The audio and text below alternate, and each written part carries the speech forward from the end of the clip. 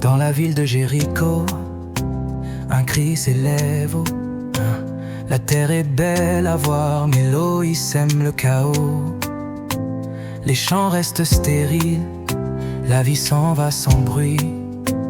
Et le peuple vient vers Élysée, avec l'espoir pour appui. Homme de Dieu, écoute-nous, l'eau empoisonne tout. Mais si Dieu parle par ta voix, la guérison viendra de lui. Il prit du sel dans un vase neuf, le jeta dans la source avec foi. Ainsi parle le Seigneur des cieux, je guéris ces eaux, elles ne mourront plus. Et l'eau devint pure comme l'aurore, par la parole d'un Dieu qui restaure. Ce n'est pas le sel, ni le geste anodin, mais la foi dans la parole, dans le dessein divin.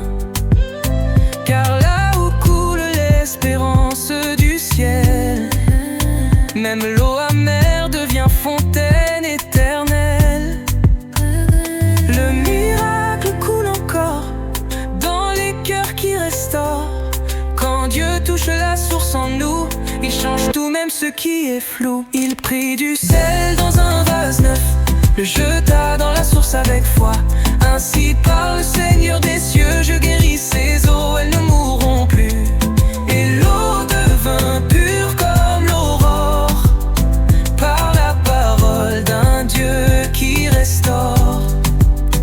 De la mort à la vie, du désert à l'abri, une simple obéissance, et l'Éternel agit.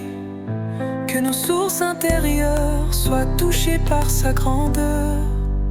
Il prit du sel dans un vase neuf, le jeta dans la source avec foi. Ainsi parle le Seigneur des cieux, je guéris ces eaux, elles ne mourront plus. Et l'eau devint pure comme l'aurore, par la parole d'un Dieu qui restaure.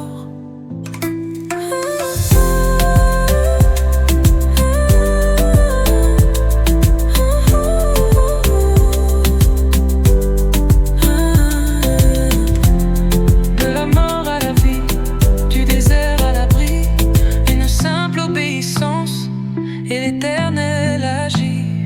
Que nos sources intérieures soient touchées par sa grandeur. Il prit du sel dans un vase neuf, le jeta dans la source avec foi.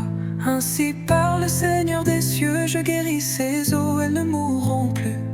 Et l'eau devint pure comme l'aurore, par la parole